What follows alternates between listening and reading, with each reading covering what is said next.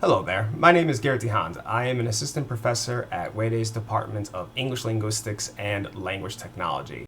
And for this Kotisol presentation, I will be discussing instructors' perspectives on Korean students' ideologies of English. This is a topic that I've had some interest in, both as a researcher and a instructor here in Korea for some time. Trying to get a better sense of how Korean students, particularly in the university context, view English, view their English classes, their own competency, etc. And also how instructors, particularly non-Korean persons, sort of react to that or notice this, reflect on that in terms of how they develop their English classes. So I'm going to present a little bit of a study on getting these perspectives from different instructors, and hopefully this could be something that any of you can take to your own research or teaching context. So I'll go ahead and get started.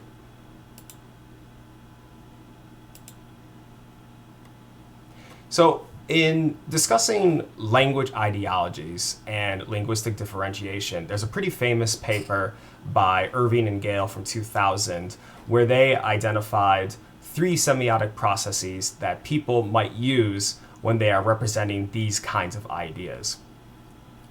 First of all, there's iconization. And as you see in the quoted material right here, iconization is some kind of transformation of a sign relationship between linguistic features and social images. So we're creating a link here, an icon, so to speak. Then there is fractal recursivity. And what can happen with fractal recursivity is when a person projects some kind of opposition on some kind of level onto these particularly icons that they've created. And the last one here is erasure. This is where the ideology renders some persons or some activities invisible. By all appearances, Joseph Sun-Yul Pak was influenced by different research like what he saw with Irving and Gale. And in 2009, he theorized Korean persons' ideologies of English in ways that you might see pretty compatible with what Irving and Gale were talking about. So one theory that Pak came up with was this theory of necessitation, that many Korean persons believe that English competence is necessary, particularly in terms of access or social mobility. So this is similar to the iconization that we talked about a moment ago. Externalization would be when many Koreans position English as some kind of other or a distinctly foreign entity. The idea that the long history of both English and Korean is so separate from each other, so disconnected in many senses, that it could even create some oppositional thought about English being somewhat against or distinctly other from Korean culture. And then the last item here is the one on self-deprecation, which links back to that erasure piece you saw in the last slide. Again, this is a theory here, and what Pak is discussing is the idea that many Koreans might believe that they themselves are bad speakers of English, in part because of their Koreanness. So in his original work, Pak talks about how many Korean persons might compare themselves to native English speakers, but they also might even compare themselves to other East Asian speakers in terms of how they can master the language. So this is pretty interesting and useful for exploring this topic of Korean ideologies of English, but it should be noted that Pak casts a pretty wide net. And there's a lot of demand for investigation in thinking about what context this might fall under. In the Korean university context, we could reasonably think of at least two distinct groups that might be worth investigating. One would be Korean students. Usually in most Korean universities, there is some minimum of English general education courses that are required during their study. Obviously, this varies by university to university, but there is a pretty frequent appearance. And then there are the English instructors, whom often might be foreign persons, but there can also certainly be Korean speakers of English instructing as well. And these persons operate as both an access to English, but also an authority on English. For example, the English instructor is possibly correcting the way the student uses English, but also is administering grades. So there are complexities to that relationship between student and teacher that are worth thinking about as it pertains to this topic. And I think while it's certainly sensible to be investigating Korean persons' perspectives on that kind of topic, I also think it's worth investigating the instructors too. The instructors, especially if we're talking about foreign-born, non-Korean instructors, are engaging these students without much sense of Korean culture sometimes, or they develop it over time during their time here, which means they build experience, they build biases, etc.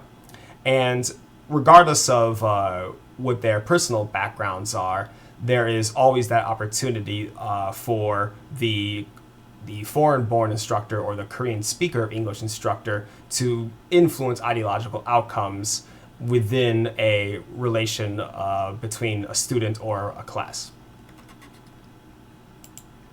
So here are these research questions that I am posing for this particular study.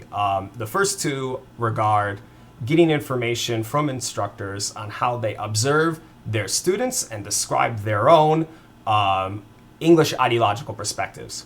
So to be clear about this, when it comes to the first research question, we're asking instructors to reflect on what they observe in their students and how their students indicate these ideological perspectives. This is not the same thing as the students responding to the surveys or interviews themselves.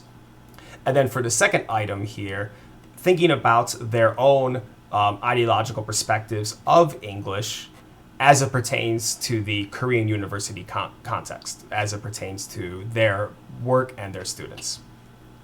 Now, I did this study during and after the spring 2020 semester, so there was always that chance that the results could be skewed by the circumstances of COVID-19 and many instructors finding themselves teaching online that semester. So as an extra question here, I'm just asking, how had Korean students' English practices and ideological indications differ from any normal expectations during that spring 2020 semester?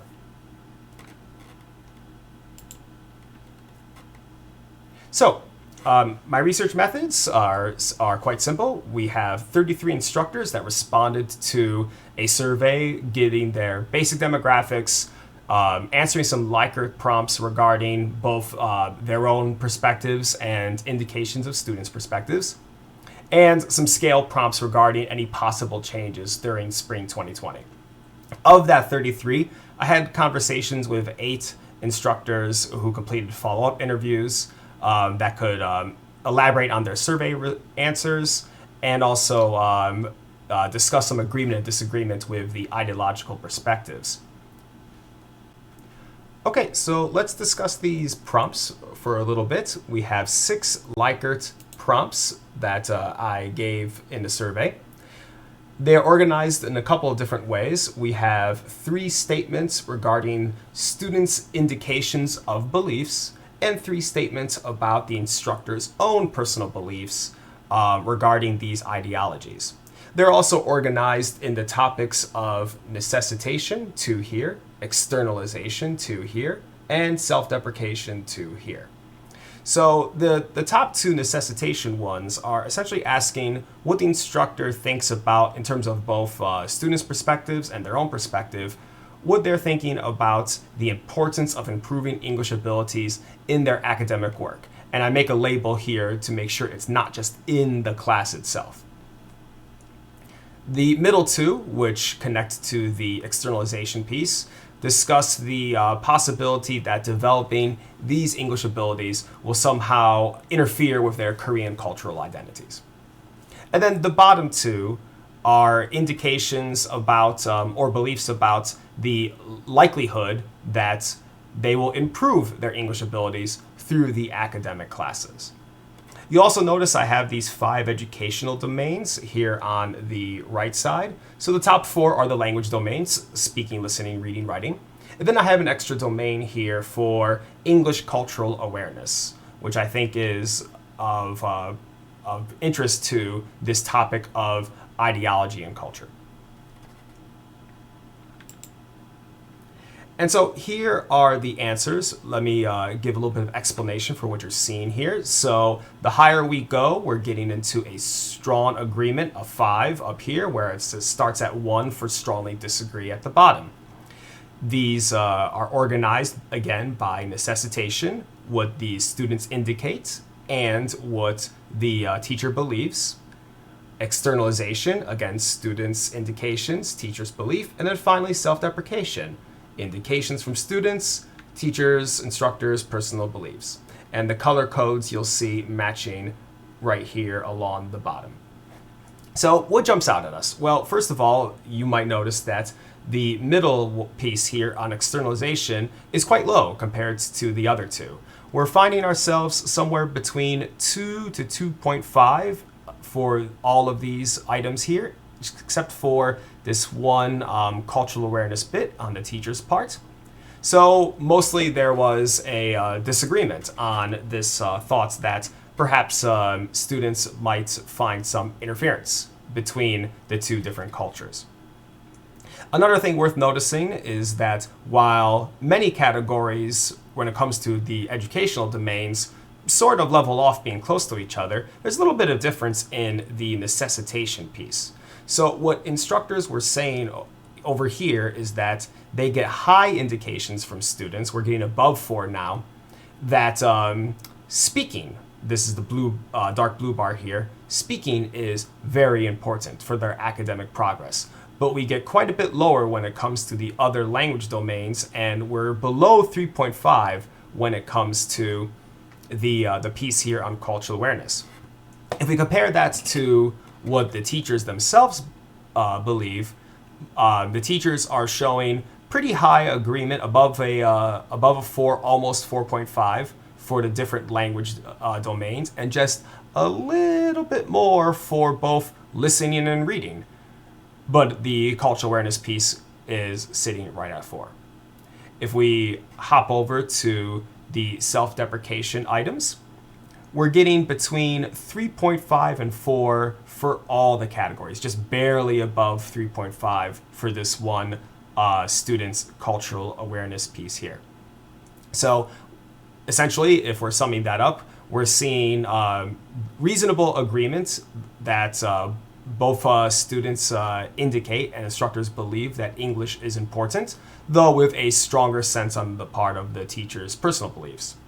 Some broad disagreement in regards to the externalization items, and some agreement, but some uncertainty regarding this notion of self-deprecation that they both observe and they believe in regards to the likeliness to improve. Remember, the idea here was that the lower the items would be here, then the lower the conviction that students would be likely to improve in the class. Now I'll get to that COVID piece that I mentioned earlier. So these Likert scales went from much less than usual to much more than usual, 1 to 5. So the norm would be about the same as always, a 3. And I asked the following questions that you see right here about how students communicate, how they work, how they express satisfaction, and how they express confidence. So we have these 4 items on just communication. The working parts sort of connects to the necessity question. The satisfaction connects a little bit to the externalization idea, and confidence would connect to the self-deprecation idea. And we're not seeing a great deal of change from the norm. There are only a couple of categories that are more than zero point 0.5 in terms of difference. During spring 2020, students did communicate more often in English writing for many of these professors, and much less in communication with their peers in English conversation. And we can imagine under those circumstances that could be explained by a number of things, particularly how students were more often online, and that changed the dynamics of the class. But besides those two, everything else is under a 0.5 in terms of differential. So as far as what the instructors are observing in their classes and what they personally believe they see in these indications and whatnot, not a huge amount of difference regarding these questions for the spring 2020 semester. So let's talk a little bit more about some of the ideas that I'm taking from the surveys as well as the interviews that I did with the 8 instructors. And starting with student ideological indications, a lot of instructors in both their survey responses, because they could do some written responses, and with the interviews that I did, they were naturally hesitant to overgeneralize about students, which of course makes sense because I'm asking them to discuss what they observe as opposed to getting in the head of students, so to speak. But many instructors did claim to observe students' necessitation or self-deprecation indications, and rarely did they observe anything regarding externalization. That's probably a pretty important explanation about why those externalization numbers were so low. It's not necessarily that externalization doesn't happen or giving any sense of like the degree of which it happens, but that there is not a lot of observable evidence, which could happen for a number of reasons. Most of these indications were also anecdotal. In other words, they were, in many cases, the instructors were getting these ideas about what the students believe through private conversations with a few vocal students. There were a few cases where the instructors gathered data such as student reflection pieces or student surveys that helped inform the indications that I'm talking about in these questions. But I would say that more often than not, people who responded to the survey and interviews, they either didn't ask or they only asked in a few occasions with individual students, or they just had trouble coming up with any particular indications for the moment that they completed the survey and interview items. Now, in regards to their own thoughts about these ideologies, most instructors seem to draw their perspectives to educational expectations. They're thinking quite a bit about the university context, thinking about what they're trying to accomplish in the class, and thinking about what is required of the academic rigor of the students. In many cases, instructors hadn't even considered that students might externalize English as something that interferes with Korean identity. One thing I did during the 8 interviews was I asked these persons if they were familiar with Pak's work on English ideologies or anything close to that.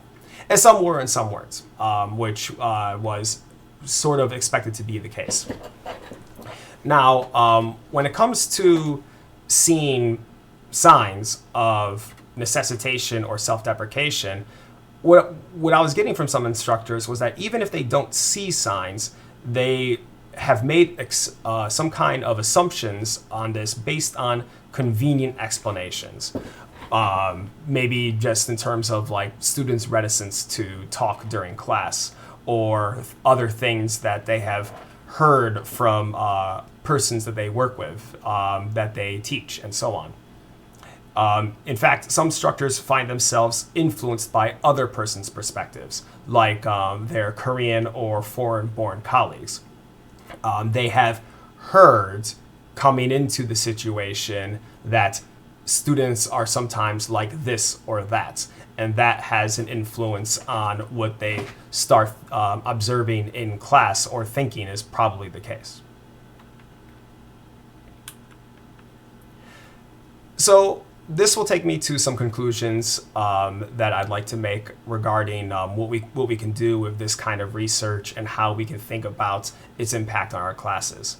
So I do think that further studies, case studies on instructors, what they are doing in their classes, how they're communicating with students, talking to students, of course, thinking about how all that communication happens through different academic periods would be something worth investigating.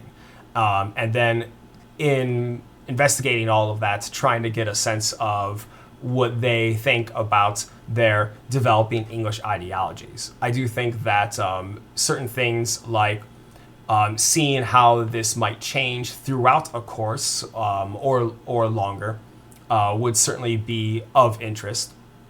And also trying to do quite a bit more with the students themselves for certain. I think that researchers and universities would probably benefit from some kind of needs analysis construct to target academic participants and envision this relationship between ideologies and course expectations. Getting a real sense on what students worry about, what they think happens in an English class, what they are expected to know beforehand, are just a few off the top of my head questions that I might consider asking if I were to try to put some type of needs analysis item myself. Likewise, instructors might consider how they are actively investigating and observing these types of items in the class. There's always the possibility that we open ourselves to different biases regarding how students interact with their English. There's always the possibility that we are cutting off useful data or reflection sources based on how it is that we conduct our classes or interact with students outside of class time. And I certainly think that similar research designs could well be conducted in other contexts, such as K through 12 education, doing a review of English classes in public schools, going to TESOL programs, and any number of other circumstances. So that's pretty much the end of my presentation. And I have the two references right over here in case they are of interest to anyone. Language ideologies is something that I have quite a bit of interest in, though it's not necessarily my main field of study. I'm usually a bit more interested in topics such as second language writing and digital affordances.